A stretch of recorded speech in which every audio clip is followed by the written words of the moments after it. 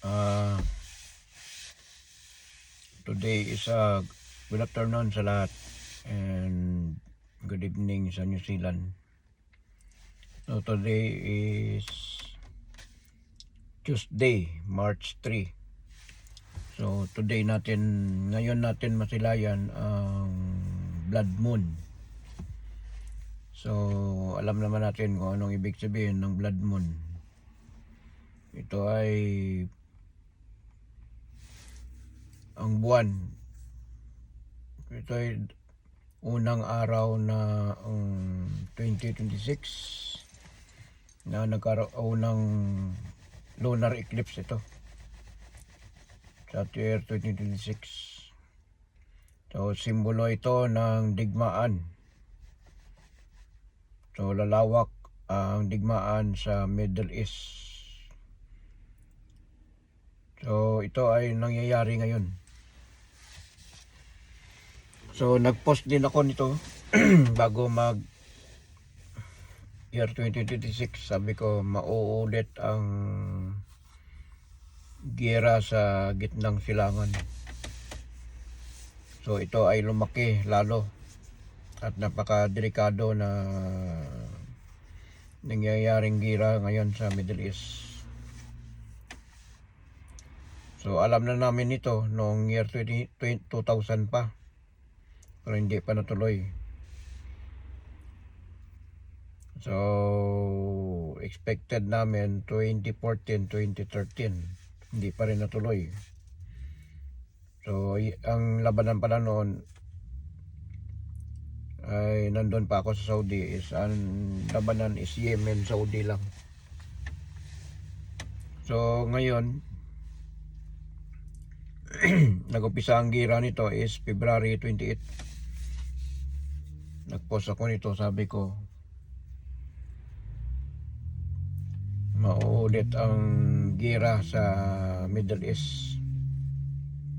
Mauulit ang gira sa Middle East sa year 2026. 3 video ang ginpost ko nito nung nagkagira sa pagkatapos gira ng Israel at saka Iran. So sabi ko pasamantala lang ito na magkaroon ng ceasefire, tigil putukan, saka peace. At sabi ko ito ay mauulit sa year 2026 kasi sabi ko 2025 upward. So 2026 nangyari ang talagang ito ay nangyari noong February 28 pag-align ng mga planet na isang linya lang. Ibig sabihin yan ay bangkaw o sibat. So mayroon din akong nakuha na black na cross na dyan sa loob, tinago ko. So sabi ko kung baliktarin mo ang cross, ito ay eroplano. So ito ay kung baliktarin mo ang cross, pwede rin gawing sibat o kaya bangkaw. So sabi ko mayroong magaganap na digmaan. So ngayong araw is March 3, ay masisilayan natin ang blood moon. Ito na ang malawakang gira na mangyayari. So maybe after ng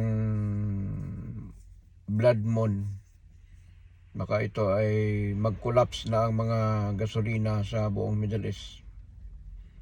Magkaubusan ng oil sa buong Middle East.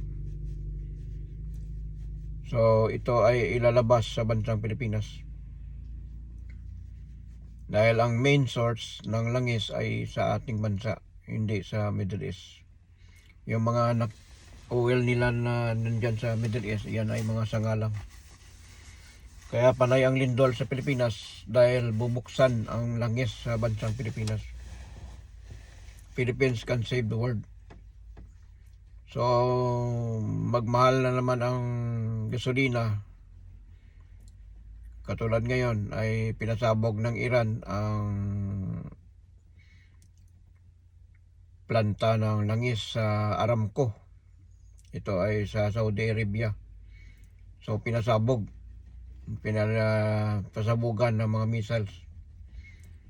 Lahat kasi ng mga bansa, ang target lang noon, ang target lang ng Iran ay ang airbase ng Amerika. So ngayon, damay na ngayon ang mga bansa dahil mga bansa na tumutulong sa Amerika at saka Israel ay damay na. So idinamay na ng Iran. So wala na sila pakialam, damay-damay na to lahat. Kaya nagagalit na rin ang mga iba't ibang bansa na sinalakay ang kanilang lugar, pati civilian, marami na namatay. So gaganti sila. Ito ay malawakang tinatawag na ground offensive. So marami na mga, pati ang Aleppo sa lugar ni Gaddafi. Hindi ko alam kung saan sila papanig. Or maybe papanig sila sa Iran or papanig sila sa Amerika at saka sa mga Israel. At saka mayroon din mga iba-ibang bansa na nagkondina. Pati ang France at saka yung Britain ay nagpadala na rin ng tropa tulong sa Israel at saka Amerika. Dahil siguro mayroong mga nadamay rin sa pagsabog, may namatay na ibang lahi. Kaya nagalit ang Britain at saka France. So sasali na sa gira. So sabi naman ng ni Kim Jong-un ay magpapadala daw siya ng mga missiles tulong sa Iran. Ganon din ang Russia, patago ang pagtulong. So lumapit ang parang may isang Iranian na member ng IRGC ay lumapit sa kay Putin. Naingi ng tulong, bala at armas at saka mga missiles. Ang sabi ni Putin, hindi ako tutulong kasi nakaharap ako sa digmaan din sa Ukraine at saka sa NATO. So, at isa pa, sabi ni Putin, hindi ko away yon, hindi ko gira. Kaya hindi ako tutulong sa inyo. So, hindi ko lang alam kung gano'n ang sinabi ni Putin. Para at least hindi malalaman ng Amerika na tumutulong si Putin sa Iran. So, maraming napatay sa tropa ng Amerikano, 137 ng mga sundalo kasi pinasabugan ng, although na mayroon silang mga missiles defense, mga kanilang mga missiles radar, ay may nakalusot pa rin ng mga missiles na yung missiles na nag-supply ng China ay palpak, hindi sumasabog, lumilipad lang, hindi sumasabog. So ito ay sa Israel, mayroon din ng mga namatay, mga civilian. So ito na ang malawak ang gira na mangyayari, lalo na nagkaroon pa ng blood moon ngayon. So ang Iran, itinaas na nila ang kanilang bandira na kulay pula. So ang ibig sabihin ng kulay pula ay digmaan na gaganti daw sila sa Amerika sa ginawa na at saka sa Israel. So maraming bansa, pati ang Lebanon, ay hindi daw nila papayagan na ang Hezbollah ay gagamitin ang kanilang teritoryo ng itong mga proxy war. Hezbollah, Hamas, ISIS, at saka itong tinatawag na Yemeni Houthi. So ngayon ang Strait of Hormuz is closed na. So buong Middle East ay no fly zone. So pahirapan ang pagsagip sa mga kababayan nating OFW na naipit sa gitnang silangan na digmaan. Lalaki pa ito ang gira kasi marami nang sasali. So marami na ng mga iba't ibang bansa din ang tutulong sa Iran. Ito ay digmaan ng ground offensive sa militar na, tinatawag na sa lupa na gera, away. So marami din ang napalubog ng Amerika ng mga barko ng Iran. Siyam ata yun, siyam. So ito na ang malawakang gira na mangyayari. So nag-post ako nito. Tingnan nyo sa aking video, sa aking Facebook, sa aking YouTube. Nag-post ako nito. Sabi ko, ito ay pangatlong ulit ko ata. January 15 nag-post din ako. Sabi ko, sisiklab muli ang gira sa Middle East. So sabi ko, mag-ingat ang lahat na OFW, kababayan natin sa gitnang silangan. So wala na tayong magawa dyan kasi no fly zone. No fly zone ang buong Middle East. So kapahirapan talaga. So mayroon pa nga na ang American jet fighter ay pinaliparan ng Kuwait Kuwait. Tinira ng missiles. Akala nila aeroplano ng jet fighter ng Iran. So sinalakay ng missiles, 3 jet fighter ng Amerika nalaglag. So, na mistake ang pag-intercept. So akala nila kalaban Iran. Kasi buong Middle East red alert ngayon. Saudi, Oman, Lebanon, Jordan, Qatar, Kuwait, Abu Dhabi, Dubai, Bahrain, at Iraq, at Egypt, naka red alert buong Middle East ngayon. So no fly zone kasi hindi nila papayagan na may maglipad na eroplano kahit na di pasahero na eroplano ay wala. Pati mga airport ay sinalakay na ng mga drone ng kamikaze drone ng ng Iran.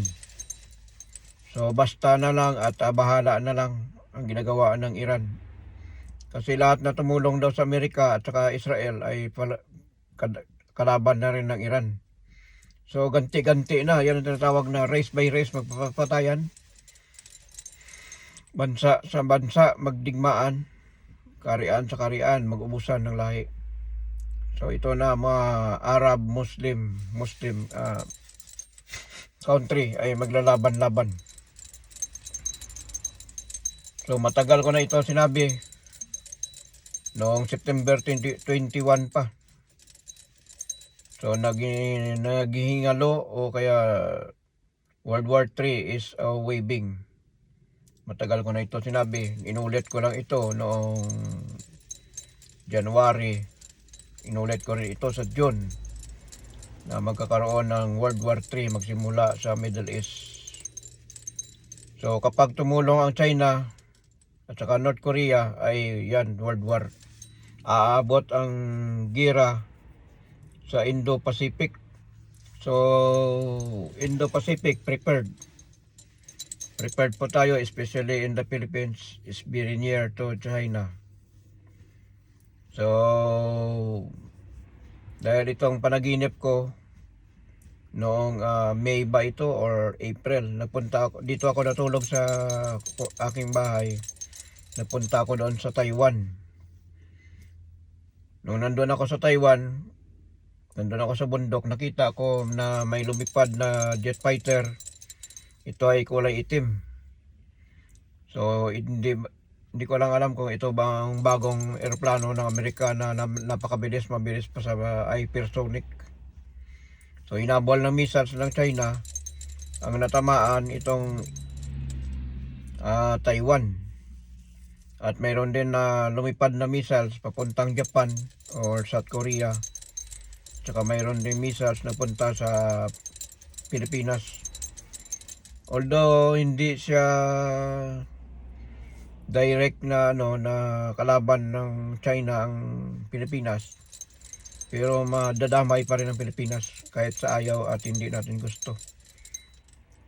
At kahit sa ayaw ng ibang bansa diyan sa Indo-Pacific, ayaw nila sa gulo, ayaw nila makisali, pero once na kung lalaban talaga itong buong loob ng China na magkalaban sa iba't ibang bansa dyan sa Indo-Pacific, ay ito ay delikado. Pero maraming palpak ang missiles ng China, yung pinadala nila sa lugar ng Venezuela. Mahal ang bayad.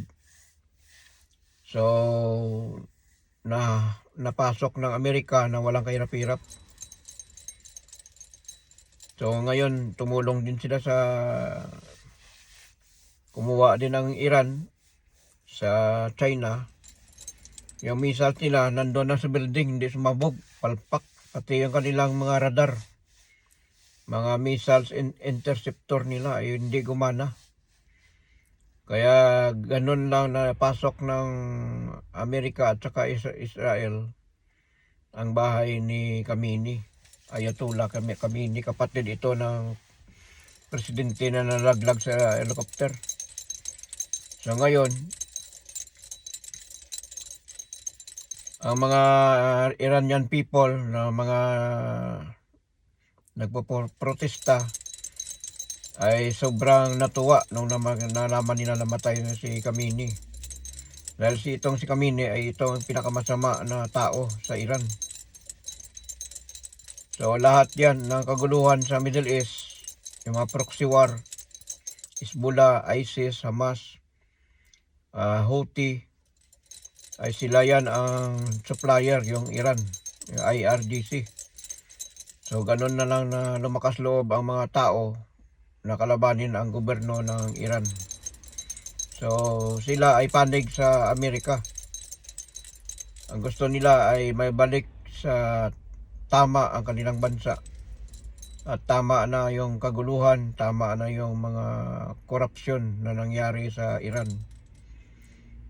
So, at ito rin ang Iran ang nagsusupply doon sa Mindanao at saka sa mga rebels sa Indonesia at saka Malaysia. Mga Jamaah Islamiyah, mga Islamic Freedom Fighter, mga Busayap, sila rin ang nagpapanding yung Iran. So ngayon nawala na si Khamenei, mayroong pumalit na napakabagsik daw na itong papalit. Pero hindi siya inihalal ng tao. So parang proxy lang siya, parang temporary lang na maghawak dahil namatay ang presidente ng Iran at saka yung mga matataas na opisyal ng Iran na damay sa airstrike ng Israel. So ngayon, gumaganti ngayon ang Iran kahit bahala na kung sino. Kalaban na ng Arab nation ang Iran ngayon. So marami naka-full alert ngayon ang lahat na kasi pahirapan ngayon ito ang pagsagip sa ating mga kababayan. So maraming Pilipino na maipit talaga sa gira. Sinabi ko yan noon. Sabi ko kung magkaubusan na low fly zone, hindi na kayo makauwi sa Pilipinas, saan kayo sasakay? Dalangoy kayo sa dagat. So pwede naman sagipin sa barko, pero ang problem na naman dyan is ang by land pag travel. Kasi full alert ang lahat na buong Middle East. Okay lang kung mayroong escort na military o kaya mayroong escort na mga nasa government ng bawat bansa na pauwiin lahat ng mga overseas na nagtatrabaho sa gitnang silangan. So grabe ang pagmahal nito ng gasolina sigurado, kasi yung sa Saudi Aramco ay pinasabog. So maraming mga trabante ang pinauwi dahil wala naman sila gagawin doon kasi pinasabog na yung yung planta ng Aramco, yung Saudi Aramco. So hindi ko lang alam kung Amerika ba ito nagpapatakbo o British. So ganon, may mga British kaya nagpadala ng tulong ang British, ang Britain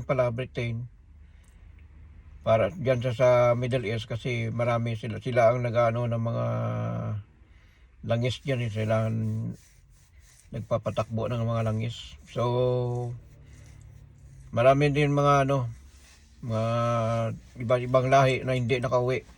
Stranded sila sa airport na sila natulog. Ang problema naman, pati airport ay binubomba na ngayon ng mga kamikaze drone, mga hotel. So ito ay lalapot ang away, lalapot talaga. Pwera lang kung maubos na yung supply ng armas ng Iran, kasi panay pa rin ang atake ng Amerika at saka Israel sa lahat ng mga kung saan nanggagaling ang mga armas ng mga Iran ay pinapunteriya nila. Ngayon may mga tropa din ng Amerikano na nagpadala doon sa kabundukan. So hindi ko lang alam pero itong mga namatay na mga Amerikano, ito ay nasa airbase na ligaw yung missiles, hindi lahat na intercept. So wala naman kasi sila na katulad na solid na building. Yung sa kanila is parang yero lang, parang warehouse. Siyempre sabog talaga yun. Katulad ng mga konkreto na mga building, hindi basta-basta. Mayroong mga bomb shelter. So kung mangyari man ang digmaan sa Indo-Pacific, sa Pilipinas, wala tayong bomb shelter. Yun lang ang ating bomb shelter. Doon tayo tatago, doon sa mga Pilipino, doon papasok sa tinatawag na yung subway. Diyan sila magtago para safety. Kasi underground yan So okay na rin yan. Kahit na wala tayong bomb shelter, pero at least ang subway is sa ilalim ng lupa na yan Pwede gawing gawing bomb shelter. Ang problem lang dyan, ikalat-kalat yung ating bansa. Ang ating bansa ay walang airbase ang Amerika. Yun lang ay EDCA site lang yan. Kumbaga dyan lang nilalagay ang mga armas ng Amerika. So kung wala pang armas ng Amerika, katulad yan, yung mga interceptor missile ng mga Kuwait, Dubai, UAE, saan galing yan? Sa Amerika. Kung wala mga yan, nako, hindi lang siguro ganun laki yung damage sa mga iba't ibang bansa sa gitnang silangan sa Middle East. So maraming nagpasalamat ng mga bansa na mayroon silang missiles interceptor na nanggaling sa Amerika. Kung wala yan, nako, grabe ang damage sa Middle East. Dahil ang layunin talaga ng Iran, kaya nagpapalakas sila, hawakan nila sila ang magari diyan sa Middle East. Kaya gusto nila mapuksa yung Israel para wala nang kumukontra sa kanila. Kapag yung Israel ang Iran na magawak sa buong Middle East, ay under sa kanila lahat ang mga bansa na UAE, Dubai, Bahrain, Qatar, Oman, Jordan, Lebanon, kung ano-ano pang mga bansa dyan sa Middle East. Ay kung superpower na yung Iran, mayroon silang pangontra, mga misa, siyempre matatakot yung mga nasa paligid. So at kung sino ang kumakalaban o kaya idadamay ng Iran. Kaya itong nangyari ngayon, dahil pinayagan nila yung Amerika na makalapag sa kanilang mga teritoryo, kaya pati ang dinamay na nila. So ito ang nangyayari ngayon sa Middle East, pahirapan. Kahit anong bansa nahirapan ngayon paano i-rescue ang mga tao nila, mga na nagtatrabaho sa gitnang silangan, kasi ipit sa gulo, walang eroplano, no-fly zone.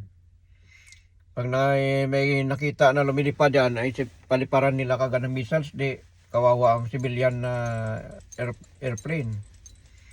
Kung halimbawa, ang papadala tulad niyan, pagpapadala ang ating President PBM ng aeroplano para mag-rescue sa mga Pilipino. Sinabi ko na ito, sabi ko hanggat hindi pa lumala ang gira, umalis na kayo, bakasyon muna kayo. O kaya umuwi muna kayo, pasamantala. Kasi anytime, anywhere naman yan, nag-hire naman ang bansang Middle East ng mga worker. So, ngayon ay pahirapan, no-fly zone. Kahit sa bayland ay delikado rin magbiyahe, mga misfiring. Katulad yan, kung bakbakan na, yan ang delikado dyan.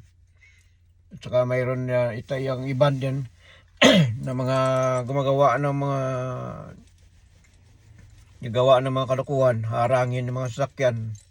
Katulad nung nangyari noon, yung mga bansa nagkakagulo.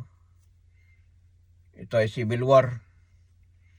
So hinaharang ang mga kotse, hinaharang ang mga sasakyan, kinukuha yung mga laptop, cellphone, pera, alahas. Yung mga babae, pipili yung mga loko-loko na mga kung anong lahi ito, ay mga babae ay ginagamit. Hindi naman nila papatayin, para usan lang. Yun ang nakatakot na mangyari dyan, kung just in case na magbaylan ang mga naipit sa digmaan sa bansang Middle East. Pero alam ko may mga escort na mga military, yan pwede yan. Pero yan ay wala, ito travel ka ng ilang oras, 6 hours, 12 hours.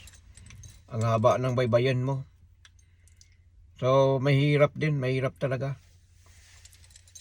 So ang the best na gagawin dyan, option ay maghanap ng lugar na safe, na malayo sa mga nagkagagulo ngayon na mga lugar. Maghingi ng tulong sa mga amo, yun ang pinakadabis na gawin nyo. Pero ang kawawa dito, ang mga nagtatrabaho sa bahay. Ang nagtatrabaho sa bahay, yan ang kawawa, kasi bahay ang trabaho nila. Paano sila makalabas? Hindi sila makapag-coordinate sa mga embassy, sa mga uwa. Yan ang problem dyan. So ito na, sinasabi ko sa inyo, dapat bago pa nag-umpisa ang gulo, nagbakasyon muna, emergency vacation. Kasi alam naman natin na ako ay tao lamang, walang naniniwala sa akin, sa ating Panginoong Hesus na siya na nga nagsasabi, pero ang tao hindi pa rin naniniwala. So wala tayong magawa dyan. Ang ating gagawin na lang, magdasal na huhupa ang gira, at mayroon sana mga magbiyahe. Kapahirapan ngayon, yun ang problema dyan, yung paglabas-labas, makabili ng pagkain. Wala kayong mga sasakyan, kasi walang mga sasakyan. Ang mahirap na yun dyan, yung marip kayo sa daan. Alam naman natin, kahit lalaki pa, basta may butas, papasukin ng mga ibang lahi yan. Yan ang mga loko-loko So kaya ang advice ko lang sa mga OFW, kung nakinig sana kayo bago pa nangyari, nag-advise na ako noon pa Pagkatapos ng gira ng Israel at saka Iran, pasamantala lang to magkaroon ng peaceful. Sabi ko mag-ulit ito ang gira. Upward 2025. Ano sabi ko? Upward 2025, maulit ang gira. So ito ay year 2026, 27, 28. Yan, puro kaguluhan na yan lahat. So naisabi ko to at na-post ako. Tingnan nyo mga post ko dyan kung maniwala kayo sa hindi. Ako hindi nagbibiro. Basta sinabi ko, mangyayari yan. Kasi nakita ko talaga mismo sa aking panaginip. At saka sa aking vibration, sa aking prediction. At saka sa mga kalangitan, katulad ng mga blood moon, solar eclipse. Itong lunar eclipse na mangyayari, maulit-ulit kasi nangyari ito September 7, 2025.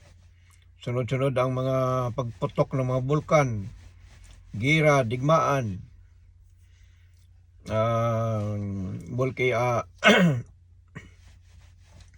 super typhoon, mga baha, sunog, lindol, kahit saan mang dako ng buong mundo ay naganap ang mga malalaking baha. Grabe na ngayon, mas malala ang year 2026. This is the tears. Ito ang year na luluha ka talaga. Natatawag ka sa ating Panginoon, magsisi ng ating kasalanan. How many times I told you, repent in God and believe in God. Pero ang mga tao ay yung aking kinukwento ay hindi sila naniniwala sa akin. So, ang mga nangyayaring lindol sa Pilipinas, nag-umpisa yan noong pagpasok ng solar eclipse September 21, 2025. Nagpakita ang ating Panginoong Hesus.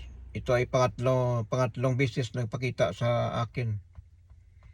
Una, April 14, 2024. Ang sabi ng Panginoong Hesus, magkakaroon ng pinakamalakas sa malakas na lindol. Pero hindi na sinabi ko anong araw, anong taon, anong buwan, anong petsa mangyayari mga lindol.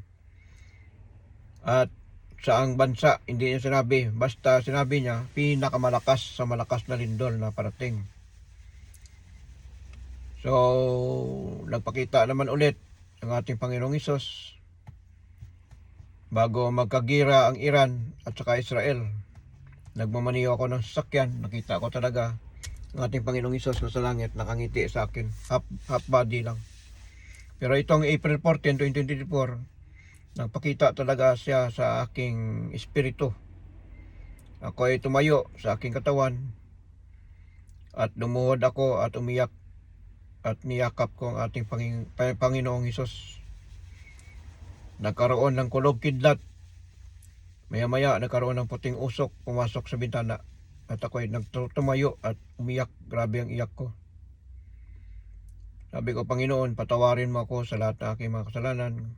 Mga nagawa mo lang bata pa ako hanggang lumaki na ako. Sabi niya, pinapatawad na kita anak. Bilisan niyo na. Umalis na kayo rito. Magkakaroon ng pinakamalakas sa malakas na lindol na parating. Yun ang message niya sa akin. Yun lang ang direct to the point ang sinabi ng ating Panginoong Hesus sa akin. Yun lang sinabi. Yung pangalawa, na nagmaniho ako ng sasakyan, nakita ko talaga ang mga missiles, na mga 100 of missiles na lumilipad sa langit, tinuturo ng ating Panginoong Hesus. Nakatingin sa akin, nakasmile, sabi niya, tingnan mo ito. Sabi niya, parang sabi niya sa sinyas lang, sa umaga sign language lang kami. Sabi niya, para tingnan mo to. Look at this. So nakita ko, oh grabe, ang daming mga missiles na liliparan sa langit. Sabi ko, ito ay digmaan ito na mangyari. So nagkatotoo talaga ang sinabi ng ating Panginoong Hesus. Tapos pangatlo, September 21, 2025. Nakaraang taon lang yun. Nagpakita naman muli ang ating Panginoong Hesus. Siya ay bumaba sa langit. Natakpan niya ang araw. At marami ito nag-post na magkakaroon daw ng rapture. Magkakaroon daw ng mga pagdilim na 3 araw. So nagsabi ako nito. Sabi ko, hindi matuloy ang 3 days of darkness. Ito ay pasamantala na magdilim, agaw liwanag lang. Bumaba ang ating Panginoong Hesus. Ang kanyang binabaan na bansa, walang iban kundi bansang Pilipinas. Kaya ang ating Panginoong Hesus, nakita ko, kulay gold ang kanyang suot. Pati ang mga millions of angels, kulay gold din. At nakita ko rin, pag ganon ng Panginoong Hesus ng kanyang kamay, ang mga kaluluwa, kung nakita mo, grabe. Milyon ang nagaliparan, parang parang fireworks Magkislap-kislap, kulay puti. Tapos nakita ko sa likuran ng ating Panginoong Hesus ang bansang Pilipinas, natakpan niya. So sabi ko, mag-restore ang buong bansang Pilipinas, magkakaroon ng mga lindol, bagyo, baha, sunog. Totoong nangyari. Until now ay patuloy pa rin ang mga lindol na nangyari. Nang lindol din sa amin kahapon sa Gimbal at saka sa Tigbawan. Intensity 5 or intensity 6 sa lakas ng lindol, sabi ng kapatid ko kahapon. Pero hindi ko pinapansin yung message kasi ang focus ko ngayon ay nasa Middle East. So kawawa ngayon ang ating mga kababayan. Sabi ko sa inyo, maraming mga Pilipino hindi makauwi. Maipit sa digmaan, maipit sa gulo. So walang masakyan aeroplano, wala naman na magano kayo ng langis para lilipad na parang aswang. O saan kayo sasakay, sa lalangoy kayo sa dagat, walang mabiyahing barko. Kahit may biyahe na barko, ang problem naman dyan is ang travel. Kasi takot din sila mga driver magbiyahe, baka mamaya pasabugan yung bus nila, sasakyan nila pasabugan. Yan ang problema dyan, yan ang pahirapan ngayon, yan ang problema. Hindi katulad kung magkaroon ng digmaan sa Taiwan ay madali ang pagsagip doon. Kasi isang area lang may lalabasan sa likuran. So barko. Ang problem pa rin dyan, mga missiles, na mga ligaw na missiles, mga drone. Ngayon, palala ng palala kasi marami na sumali. Civil war, mga bansa sa bansa na, naglabasan na yung mga sundalo. Nagkaroon ng mayroon silang mga armas na mga RPG. Hindi ko alam kung saan sila papanig, sa Iran ba o sa Amerika o sa Israel. So ito ay tinatawag na allies to allies. Hingi ng tulong yan. Allies to allies. Ang problema naman yan, pag tumulong yung mga iba, papasok na naman ang NATO country. Papasok na naman yung mga iba't ibang bansa na kakampi ng Amerika, Israel. Kaya worldwide nga ito magkagulo. Kung papasok ang China, papasok ang North Korea, papasok ang Russia, anak ko, wala na. Kaya ito nakaroon ng blood moon. Simbolo ito ng kaguluhan, digmaan. Pulang-pula ang buwan, kulay dugo. So maraming mga masawi sa kaguluhan, maraming masawi sa mga digmaan. Ito rin ay magkakaroon ng pagsabog ng mga bulkan sa ilalim ng dagat o sa ibabaw ng lupa. Kung saan natapat ang blood moon, kung saan dumaan ang blood moon, yan ang kung saan nakikita. Alam naman natin, basta may mga ganyan na phenomenon, solar eclipse, lunar eclipse, ay may mangyayari mga malalakas na lindol. Pero ito ay digmaan, dugo to kulay dugo. So mag-ingat lang tayo. Huwag tayo tumingin kung ayaw natin na magkakasakit tayo. Kasi dito sa New Zealand ay lalabas mamaya 12:33 AM. Mamayang gabi. So noong nakaraan, tuwang-tuwa ako, nanood ako. Pero nagkasakit ako ng mga isang buwan ako nagkasakit. So pangit pala manood ng mga blood moon. So, nasa inyo na yan kung maniwala kayo sa hindi. Basta ang sabi ko sa inyo, huwag kayong tumingin sa blood moon kasi pag nasakop kayo ng red moon, red blood moon, ay yan, magkakasakit ka talaga. Tsaka mamalasin ka. So, kahit solar eclipse, ganun din. So, this is the first blood moon na mangyayari sa March 3, 2026. So tingnan niyo mga post ko, mga video ko sa YouTube, Batang New Zealand 76, Roland Yopri. Sa aking TikTok, Roland Yopri pa rin. Sa aking Facebook, sa baliktad ko na pangalan at saka sa original ko na pangalan. may pinopost ako, pero mostly dito ko nilalagay ang mga video sa aking baliktad na pangalan. So, marami akong post dyan. So, hingi ako ng like sa inyo or share kung nagustuhan nyo. Pero kung hindi nyo nagustuhan, skip nyo lang video. So, it depend up. Kung depende sa inyo. Dito na lang at masabi ko sa atin lahat ay ito pa pala, may sasabihin pa ako. Ito si Pulong ay question niya na mayroon daw mga EDCA site sa Pilipinas. Baka daw kung sakali na kasi nakikita daw nila sa Middle East, mayroong mga airbase ang Amerika ay nadadamay daw sa gira.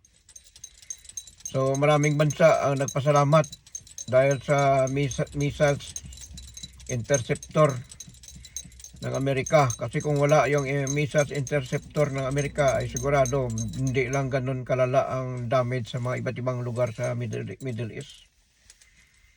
So pasalamat tayo, andyan ang Amerika sa China, sa ating Pilipinas, bansang Pilipinas, kasi preparasyon yan. So kahit may EDCA site tayo o may missiles interceptor tayo, once na ang China ay mag-declare ng war, ilalaban natin? Kailangan naman na hawakan mo lang na tiradurin mo lang yan. Di man pwede yan. Kasi missiles yan jet fighter, drone. So pasalamat tayo sa Amerika. Nandyan ang mga EDCA site ng Amerika. Matakot ang China na lumusob. Pero ito naman yung kabaliktaran kay Pulong. Gusto niya dapat daw alisin ang EDCA site sa Pilipinas. Tapos paulit-ulit nila na post sa video ni Tatay Digong na delikado daw ang bansang Pilipinas, gagawin daw ng battleship ng kalaban. So natatakot sila kasi ang gusto nila alisan ang Amerika para papasok ang China. Yun ang purpose nila dyan. Para masulo ng China. Kasi malaki ang bayad sa kanila dyan. Saan sila kumukuha ng pira na pangbayad kay Koopman, na abogado nila sa ICC. Kung sweldo lang ni Sara, sweldo lang ni Pulong, maliit lang yan. Ito ay malaking bayad sa kay Koopman. Saan ba galing ang mga pira na yan? Kundi galing sa mga illegal. Sekreto lang yan. Huwag na tayo magpabudol. Pero ganun pa rin ang mga Chinator na pumapanig sa mga Duterte ay panig din sa China. So Pilipino dapat tayo ay ang ating loyalty sa ating bansa, hindi sa ibang mga lahi. Sa totoo lang, walang naitulong ang China sa atin. Walang naitulong ang China sa atin. Bumibili tayo ng product ng made in China. Yun lang, mura.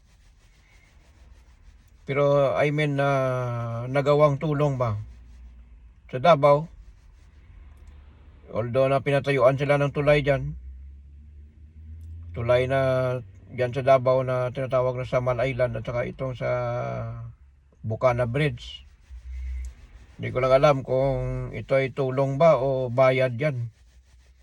Bayad yan doon sa isla na kinukuha ngayon ng China. Swapping ang ibig sabihin, ganun. So hindi pa natin alam. May mga secret agreement sila O kaya labas-pasok ang mga Chinese noong sa panahon ni Digong. Diyan nagkaroon ng mga passport na piki, mga birth certificate piki. Tinuturuan nila na magtagalog para pumasok sa Pilipinas, parang Pilipino. Ang layunin ay mag-business. Ang iba naman ay hakutin ang lupa ng bansang Pilipinas. Dadalhin doon sa gagawing artificial island. Pero ang Amerika, mula pa noon, nung sinakop tayo ng mga Kastila, binayaran ang Kastila para malibre lang tayo, karoon tayo ng kalayaan sa ating bansa, ay binayaran ng 100 million, 100 billion para lang masagip ang Pilipinas. Noong nagkaroon ng World War II, ang tumulong sa atin, ang Amerikano din, si Douglas MacArthur. So hindi niya tayo pinabayaan. So yan ang tunay na tinatawag na treaty. Kumbaga, handang tulungan kung sa oras ng panganib. Tumulong ang Amerika ngayon sa Israel sa Iran. Samantala ay maraming galit ngayon noon kay President Trump. Ngayon humingi ng tulong sila kay Trump. Si Trump lang, ang Amerika lang kasi ang makabangga sa Iran. Although nababangga rin sila ng Israel, pero mahirapan ang Israel kasi siyempre maliit na bansa. Lalo na kung walang suportar ng Amerika, ay mahirapan talaga sila. So malaki ang tulong ng Amerika. Ang China, wala may naitulong China. Lumalaganap na ang mga droga dyan, labas-pasok. Dahil may mga protector dyan sa Davao. Yan ang totoo na dyan na gusto nila, puro illegal. Pira-pira kasi money ang malaga sa mga Duterte. Ang sabi ni Sara, bibigyan nyo ko ng 100 billion. Pila to? Ayusin nyo daw ang DepEd. Ngayon, impeachment ni Sara, talagang umaalimuyak. So wala tayong pakialam sa kanila, bahala sila dyan. Sa atin ngayon, ang focus natin, ang ating sana magbagong buhay ng mga tao, kapwa Pilipino, magtulungan, magkaisa, magmamahalan. At walang away-away, walang inggitan, walang siraan.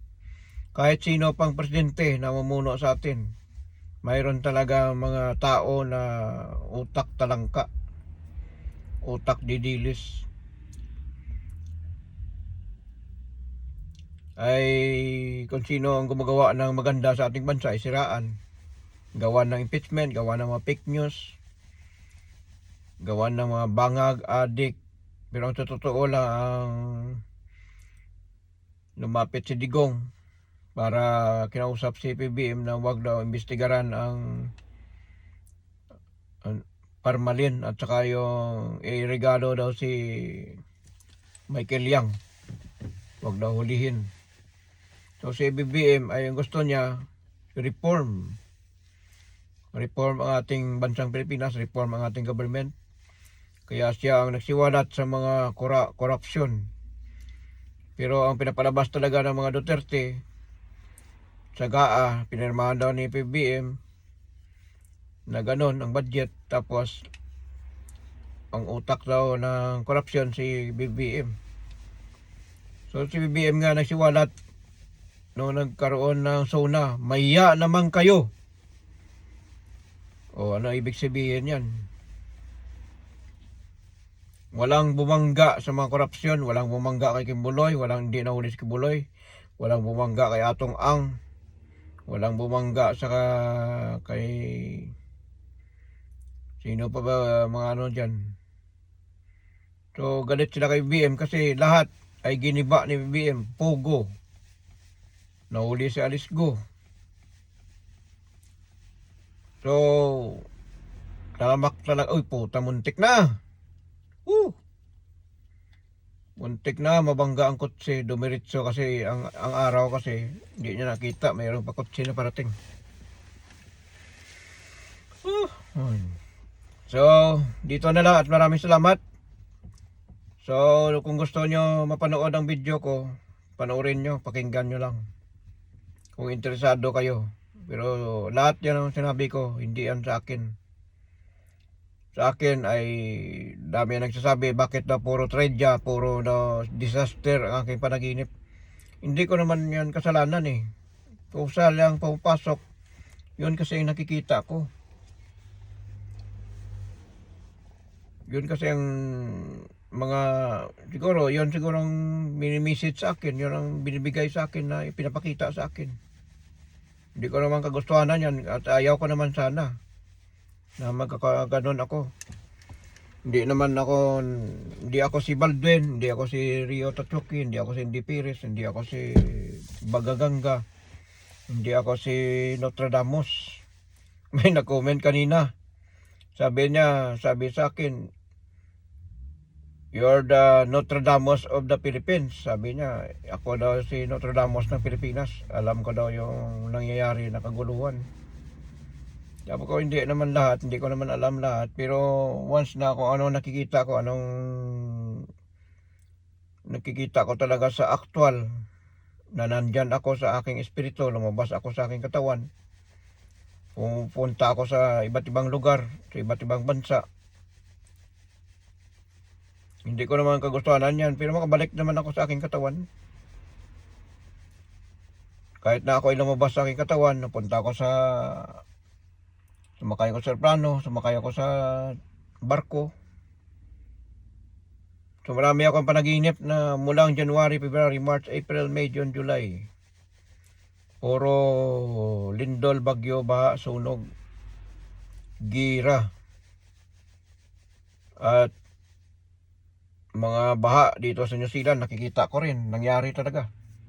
Yung unang baha, landslide. Tapos yung pangalawa, ngayong February, Friday the 13, 14, 15, 16, 17, nakita ko yung malakas na ulan. Walang tigil.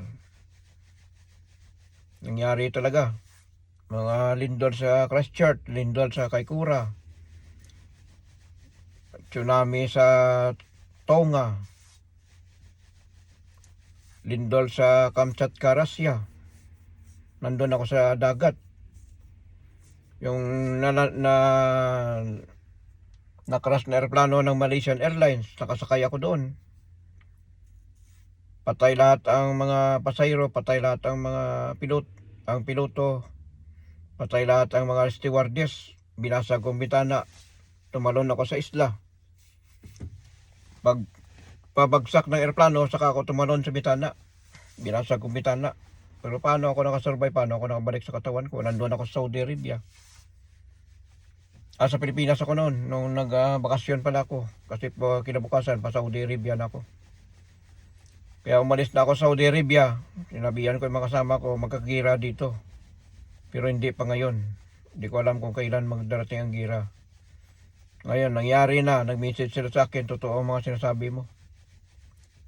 Sabi niya, saan ko daw kinukuha yun? Sabi ko, nakikita ko lang ang mga mangyayari. Tulad ng Japan, earthquake.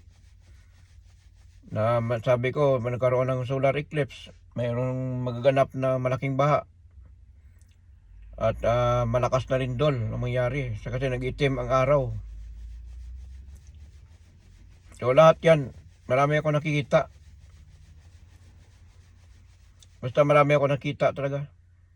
Hindi ko naman kagustuhan yan. Bakit? Pumapasok yan. Minsan, meron akong nakikita nung isang gabi. Habang nagsiselfon ako, tinitingnan ko cellphone ko. Kung may nagtagos ba ng liwanag, parang mata eh. May mata sa wall, nagpakita sa akin. Mata talaga. Tapos nung tiningnan ko, biglang nawala. Nawala ang liwanag. Ngayon, gumanon na naman ako. Parang hindi ko siya tinititigan. Nagpakita na naman sa akin. Lumiit. Kasi nga yung una ganito kalaki. Mata talaga. Mata. Nakatingin sa akin. Habang ako'y natulog. Kaya hindi ako nakatulog eh. Yung pala may nakatingin sa akin na mata. Hindi ko alam kung yun ba ay Panginoon na nagmamasid sa akin, o kaya hindi naman mapakita ang demonyo eh. Kung may demonyo, dapat may sungay yan. Iyan ay mata lang eh. Mata lang talaga, wala ibang anyo. Kung nakita nyo yung mata, parang ganun lang siya, mata. Sabi ko, kaya nag-isip ako eh, sabi ko, ano bang liwanag na yun?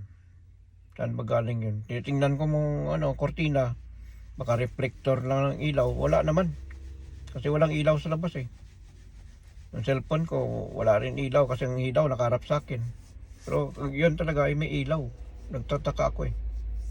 Kaya nung kahapon, di ako nakatulog. Pero trabaho pa rin ako. So dito na lang at mababa na rin ang ating nag-video ako noong anong araw yon, kahapon nag-video ako, yung post ko to sa YouTube ko. Pero ito ay nagawa ako ng bago kasi meron akong dinagdag, yung delete ko yun, hindi ko i-post sa Facebook. So i-post ko sana, pwede naman. Pero tingnan nyo lang mga post ko kung totoo bang sinasabi ko, kasi nagbabala ako noon pa yun. Ngayon nagawa naman ako ng video panibago. So sabi ko sa inyo, mayroon magaganap na non-stop rain, pero hindi ko alam na dito para sa New Zealand mangyayari. Basta tandaan natin, itong blood moon, huwag kayong manood. March 3, mamayang gabi, makikita nyo ang blood moon. So March 3, 2026. So nasa inyo yan kung maniwala kayo sa akin, basta huwag kayo tumingin, magkakasakit talaga kayo dyan. Blood yan eh. Kung sino man sakupan yan, ay problema ang dala niyan. Yan ay kaguluhan, gira, World War 3. Nag-start